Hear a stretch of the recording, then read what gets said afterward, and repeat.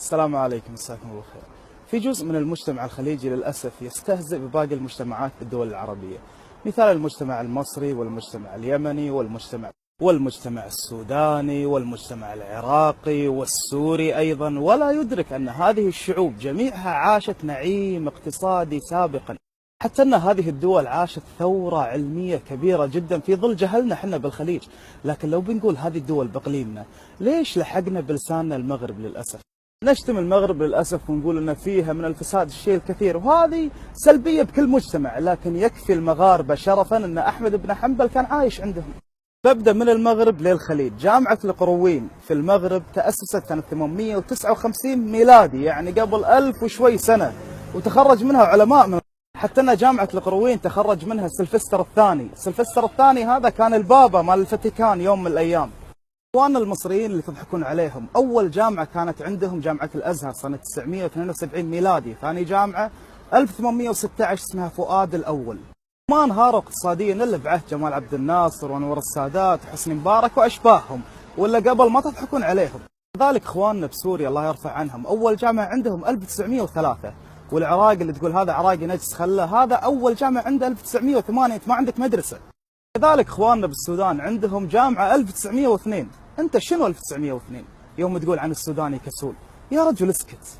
تعال بالراجع الكويت وبعدين ننزل تحت. اول مدرسه مدرسه المباركيه 1911، وجامعتنا الوحيده 1966. شايفين نفسنا على شنو؟ اول جامعه بالسعوديه جامعه الرياض اسمها كان، تغير اسمها الى جامعه الملك سعود، تاسست 1957. اول جامعه بالبحرين 1986. ننزل على دولة قطر. قطر 1973 تأسست جامعتها. نروح المسقط 1986 تأسست جامعتها. باقي الإمارات تأسست جامعتها 1976. شوفوا سابقيننا بمئات السنين من العلم، حنا ليش شايفين نفسنا عليهم ما أدري. في دولة رئيسية نسيت حاليا قاعد تشتم لأن بس فيها الحوثيين، نشتم اليمنيين كلهم بس عشان الحوثيين. الحوثيين جزء صغير ما له علاقة تقول حق اليمني أبو يمن. طبعا لما تقول ابو يمن انت قاعد تستنقص منه، لانه هو يمني، تقدر تقول اخوي اليمني، عنده حضاره ما عندك، سابقك علميا، سابقك تجاريا، سابقك في كل شيء.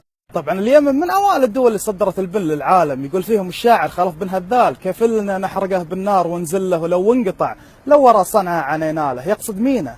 يجون عيالنا زقرت اللي دارسين برا، اللي حتى علينا شايفين نفسهم، ويدش ستاربكس يقول كان اي هاف ون موكا بليز، ولا يدري شنو معنى كلمه موكا او اصلها وين. اليمن فيها مينا المخا لما كانت تصدر منها سفن البن لأوروبا، لما كانت توصل هناك يقولون جاية من مينا الموكا. بما انكم دارسين برا تدرون ان الشعب البريطاني او الشعب الاوروبي ما يقدر ينطق حرف الخاء ويخليه كاء، فحول الموخا الى موكا.